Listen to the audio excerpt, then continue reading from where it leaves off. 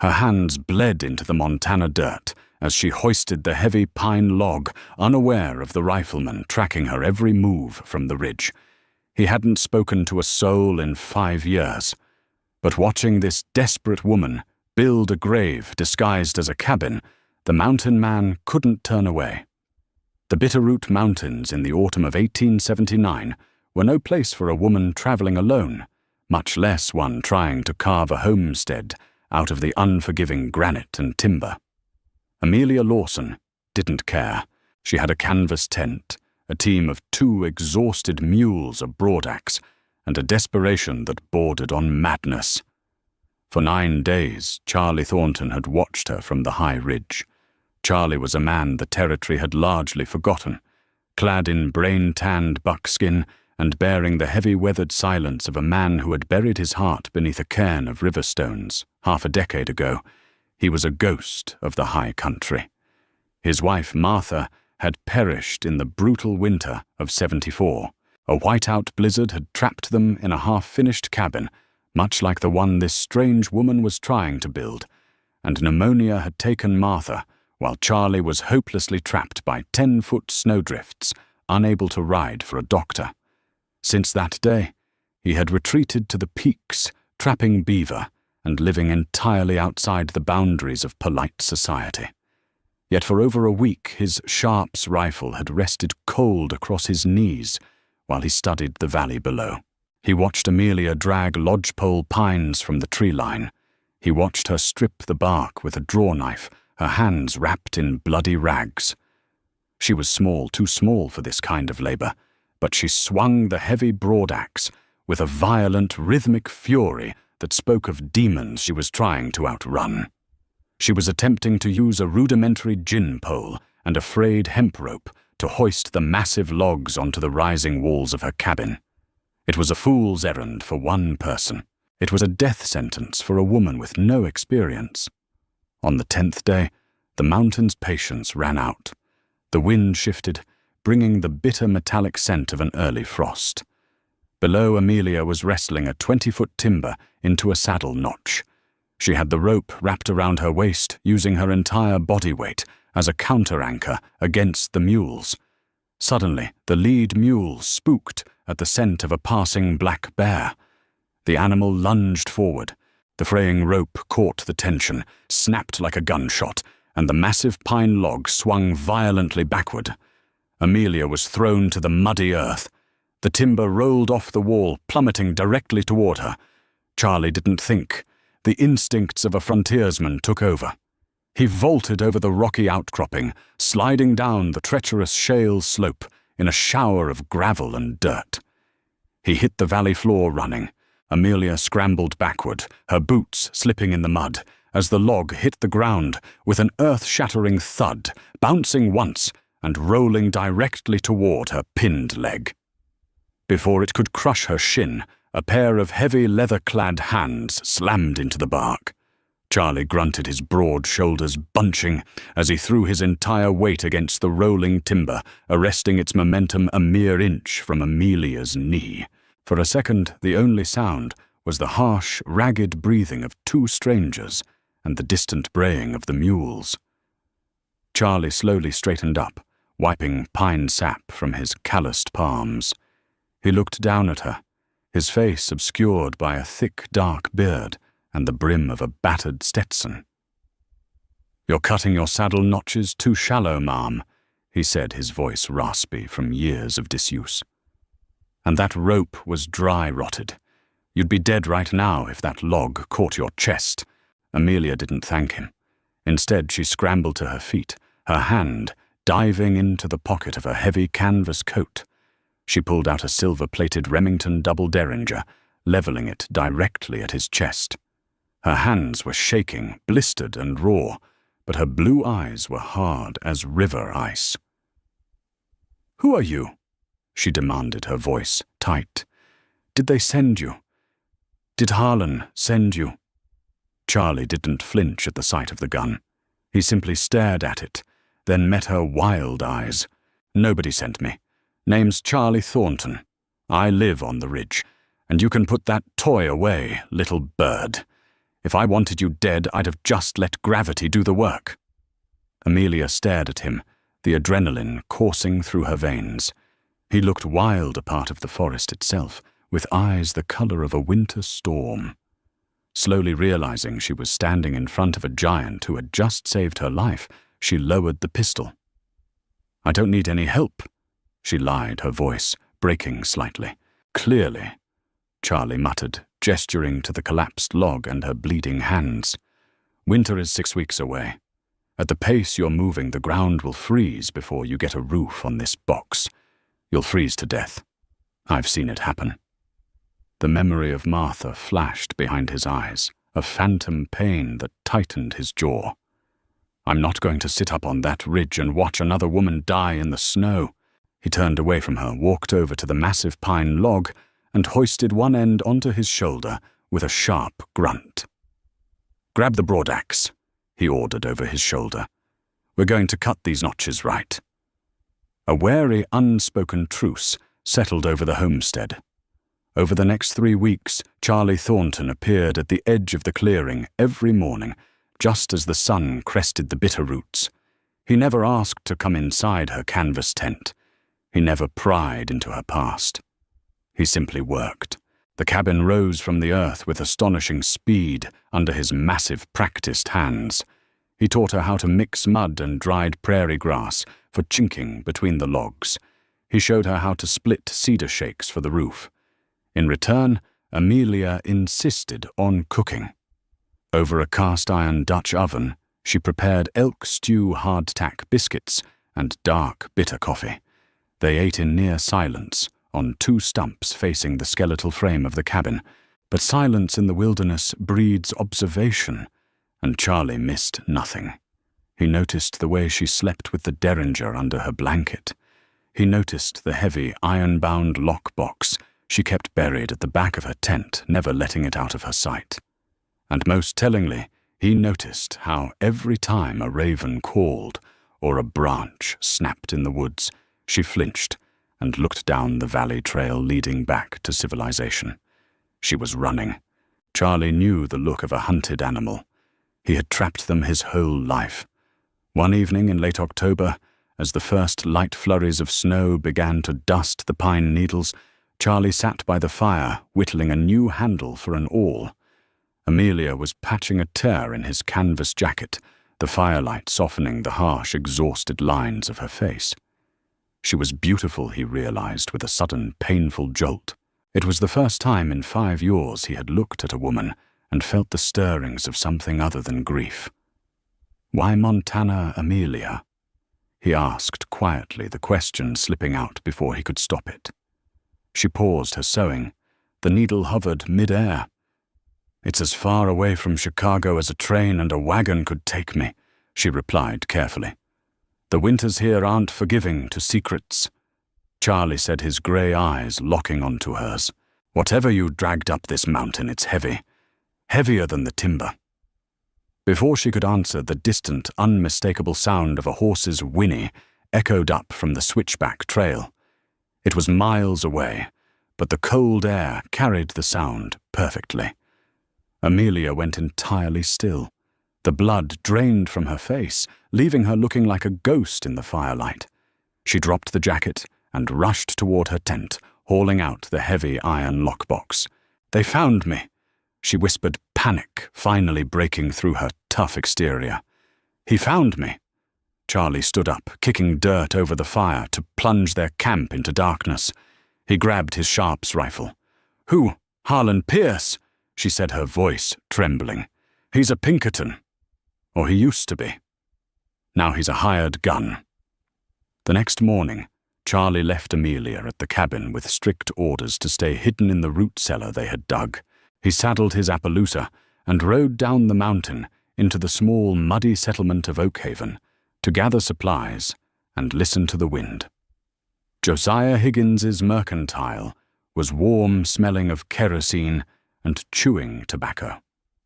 Charlie traded 3 prime beaver pelts for flour coffee and a box of .45 caliber ammunition. As Josiah was weighing the flour, the saloon doors across the muddy street swung open. A man stepped out onto the boardwalk. He wore a tailored wool suit that looked entirely out of place in the territory, a heavy bowler hat, and a matched pair of Colt revolvers in a customized rig. His eyes were like dead stones. Charlie watched him through the dusty window of the mercantile. "Stranger rode in yesterday," Josiah muttered, following Charlie's gaze. "Asking a lot of questions, handing out a lot of silver." "What kind of questions?" Charlie asked, his voice a low rumble. Josiah pulled a crumpled piece of paper from under the counter and slid it toward Charlie. It was a wanted poster. Wanted, Amelia Lawson. Alias Amelia Wright, for theft, forgery, and murder. Reward $2,000. Charlie stared at the crude sketch. It was her. The eyes were a little off, but the sharp jawline and the stubborn tilt of the chin were unmistakable. $2,000 was a fortune. It was enough money to buy a ranch in California and never look at the snow again. "Man says she murdered a railroad investor in Chicago," Josiah whispered. "Stole bearer bonds right out of his safe. Says she's a cold-blooded killer." Charlie looked back out of the window. Harlan Pierce was saddling a massive roan, gelding his eyes, scanning the ridgeline leading up into the bitter roots. He was a professional. He wouldn't stop until he found his quarry. Charlie folded the poster and slid it inside his leather coat. He didn't say a word to Josiah. He mounted his Appaloosa and rode hard back up the mountain, the biting wind whipping his face. His mind was a tempest. He had promised himself he would never let another woman die in these mountains, but protecting a wanted murderer from a ruthless bounty hunter was a fool's game. When he reached the cabin, the sun was sinking, casting long, bloody shadows across the snow. Amelia was standing in the doorway, holding her derringer, shivering in the cold. Charlie dismounted, his face dark and unreadable. He walked up to her, pulled the wanted poster from his coat, and slammed it onto the crude wooden table he had built for her yesterday. Theft, forgery, murder. Charlie said, his voice echoing in the empty cabin. He stepped closer, towering over her, his presence suffocating. "I've spent 3 weeks breaking my back to build you a home, Amelia. Now you're going to look me in the eye and tell me exactly who the hell I've been building it for." Amelia looked down at the poster. Her hands began to shake, but this time it wasn't from the cold. She didn't cry. Instead, a fiery, furious defiance ignited in her eyes. "They left out a detail on that poster. Charlie," she said, bitterly, stepping forward until her chest almost brushed his coat. "What's that?" Charlie growled. "The man they say I murdered." Amelia sneered, a tear finally escaping and tracing a hot path down her dirt-streaked cheek. "He was my husband, and the fortune I supposedly stole. It was the deed to my family's land he tried to steal after he poisoned my father." Charlie stared at her, the wind howling outside the unchinked logs, realizing that the real storm had only just arrived. The silence inside the half-finished cabin was heavier than the timber framing its walls. The wind shrieked through the unchinked gaps, biting at the flickering flames of the small hearth fire Charlie had built. He stood perfectly still, the crumpled wanted poster beneath his calloused hand, his storm-grey eyes locked onto Amelia. "Start talking." Charlie rumbled, his voice dropping to a dangerous gravelly register.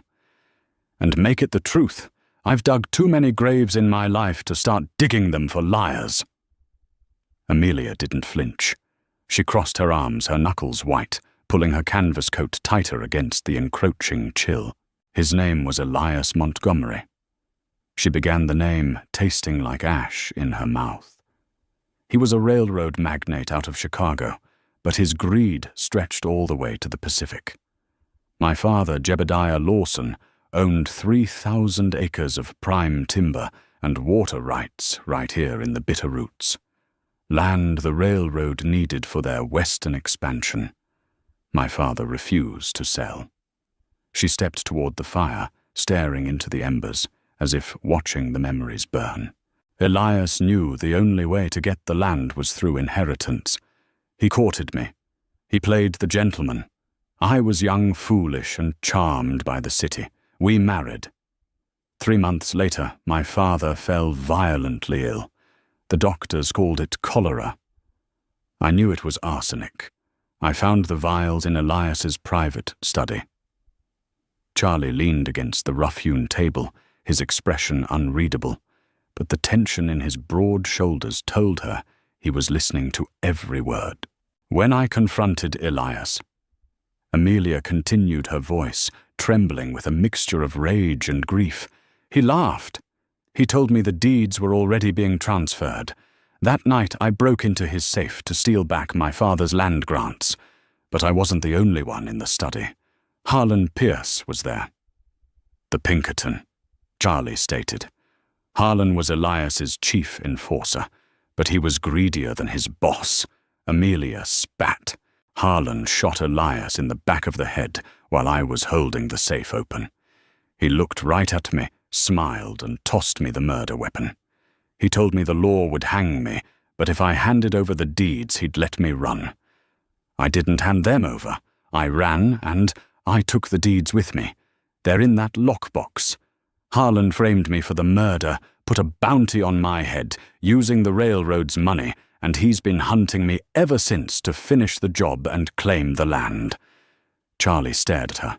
The wildness in her eyes wasn't the madness of a killer. It was the desperate, cornered fury of a survivor. He had seen that look in wounded wolves. He recognized the truth when he heard it, feeling it deep in his marrow. Slowly, Charlie pushed off the table. He walked over to the corner of the cabin where he had propped his Sharps .50-90 Buffalo rifle. He picked it up, checked the breech, and slid a massive brass cartridge into the chamber. The metallic clack echoed loudly in the small room. "Harlan won't come alone," Charlie said quietly. "A man wearing a suit like that in this territory hires local trash to do his dying for him." Amelia let out a breath she hadn't realized she was holding. "You believe me?" "I believe that nobody swings a broadaxe until their hands bleed just to protect a lie," Charlie replied, turning to face her. "But belief won't stop lead. We have maybe 4 hours before they make it up the switchback. Harlan knows you're up here. Josiah at the Mercantile has a loose jaw." The atmosphere shifted instantly from interrogation to preparation. For the next 3 hours they worked in a synchronized, feverish haze. Charlie dragged heavy river stones and stacked them beneath the windows to act as barricades. He positioned Amelia's heavy lockbox and the cast-iron stove to create a fortified shooting position in the darkest corner of the cabin.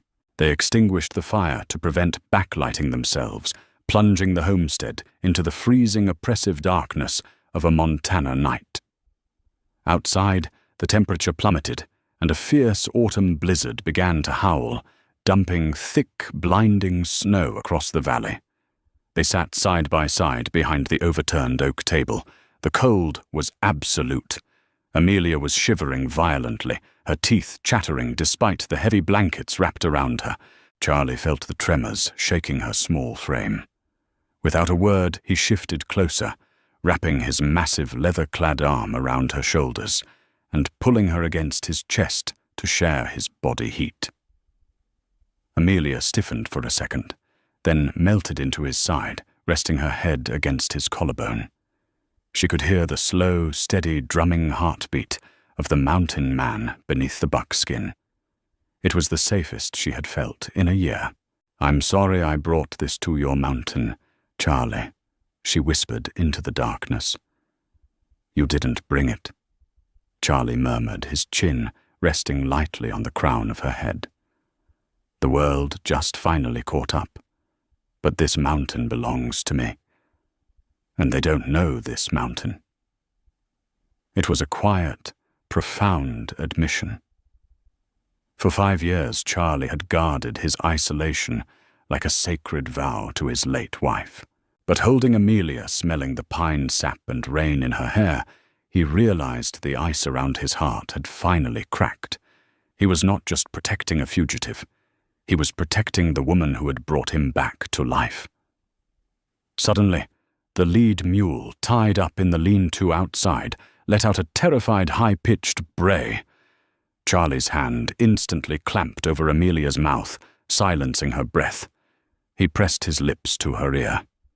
3 of them, he breathed. Approaching from the tree line. Stay low. Through the narrow gap in the logs, Charlie saw the faint, ghostly silhouettes of 3 men moving through the driving snow. Harlan Pierce was in the center, flanked by 2 rugged local mercenaries, Clell and Rufus, carrying repeating Winchesters. Harlan held a blazing pine-pitch torch, the flames whipping wildly in the wind. "Burn it to the ground!" Harlan's voice carried over the howling wind, harsh and cruel. "If she runs out, shoot her in the legs. I need her alive long enough to sign those deeds." Clell stepped forward, raising his Winchester. Inside the cabin, Charlie leveled the heavy barrel of his Sharps rifle through the chinking gap. He exhaled a long, steady breath, settling his crosshairs on the fiery glow of the torch. He didn't aim for the light. He aimed 2 feet to the left where the man holding it would be standing. He pulled the trigger. The cabin erupted in a deafening roar.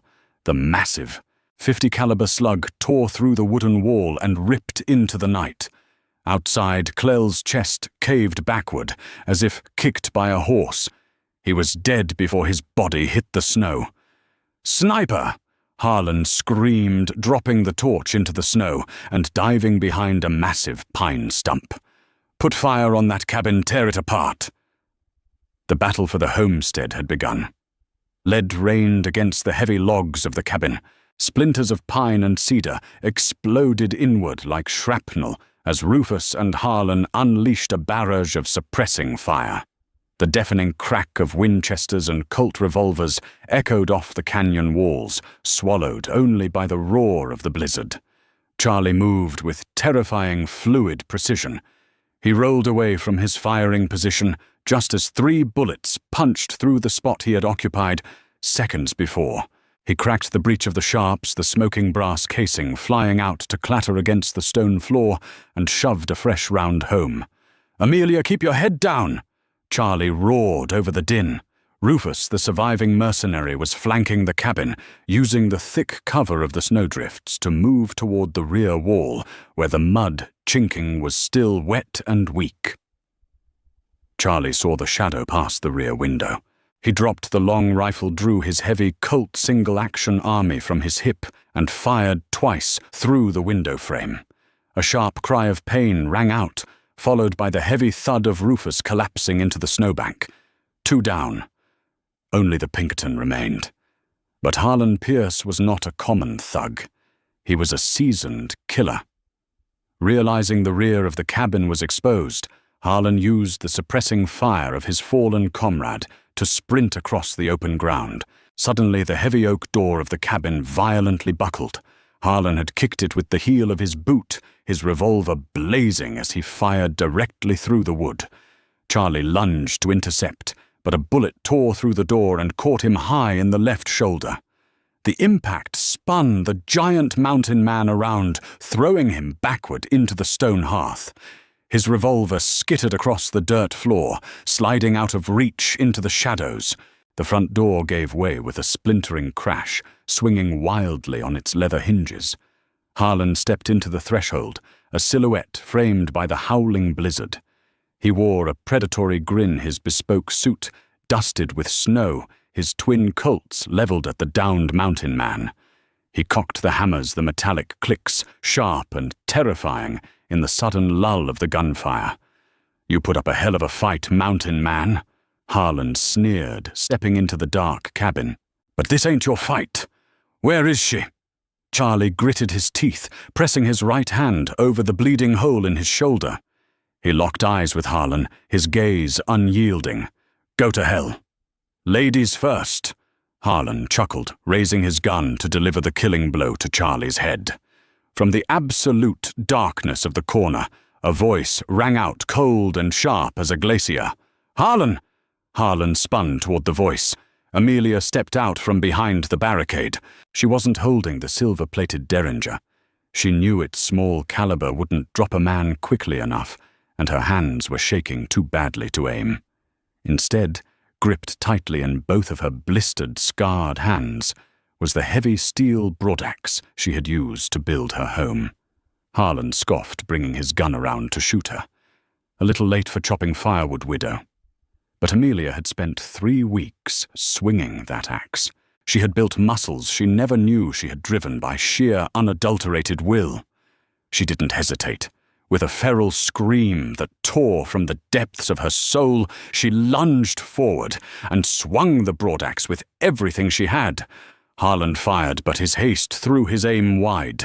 The bullet grazed Amelia's ribcage, tearing through her coat. She didn't even flinch. The heavy steel blade of the broadaxe buried itself deep into Harlan's chest.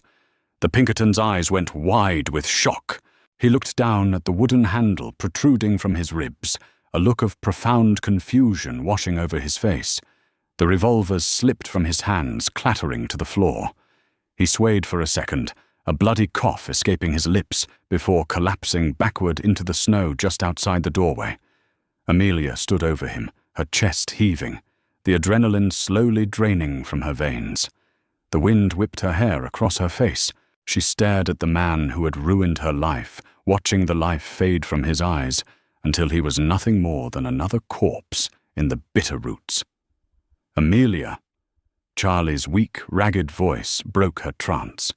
She spun around, dropping to her knees beside him in front of the hearth. Charlie was bleeding heavily, his buckskin jacket soaked crimson.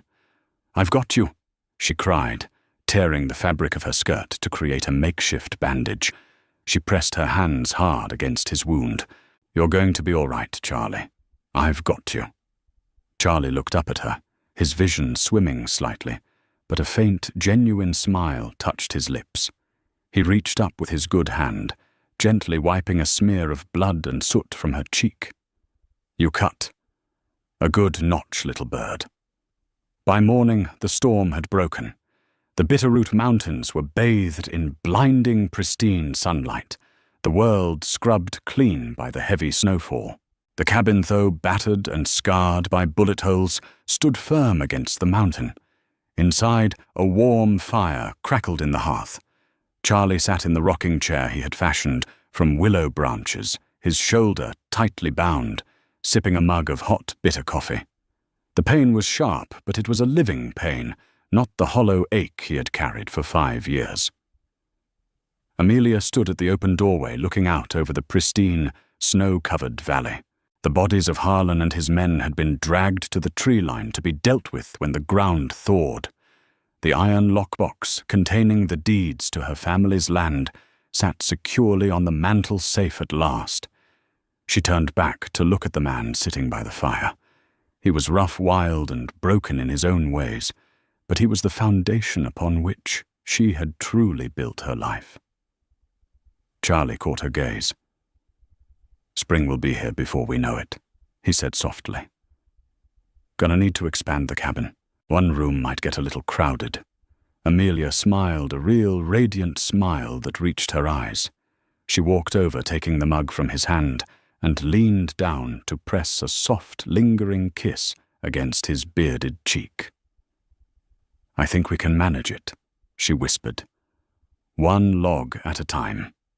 What an epic showdown. Amelia finally faced her demons and proved that the strength it takes to build a home is the same strength it takes to defend it. Charlie and Amelia's wild frontier love story shows that even the deepest wounds can heal when you find the right person to stand by your side. If you loved this thrilling Western romance, please hit that like button, share it with your friends, and subscribe to our channel for more incredible real-life pioneer stories.